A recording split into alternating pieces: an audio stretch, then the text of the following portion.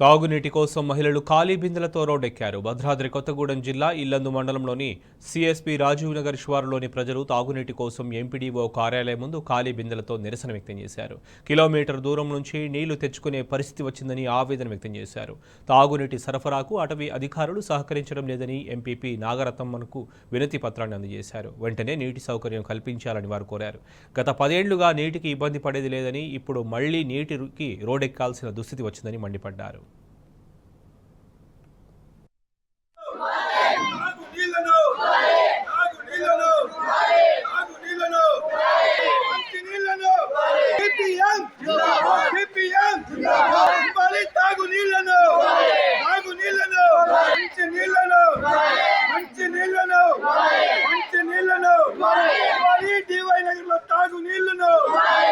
గుడిసె వాసులకు తాగు నీళ్లను, గుడిసె వాసులకు తాగు నీళ్లను, వాసులకు తాగు నీళ్లను, ఈవై నగర్ గుడిసె వాసులకు తాగు నీళ్లను, తాగు నీళ్లను, తాగు నీళ్లను, తాగు నీళ్లను, తాగు నీళ్లను, తాగు నీళ్లను, మంచి నీళ్లను,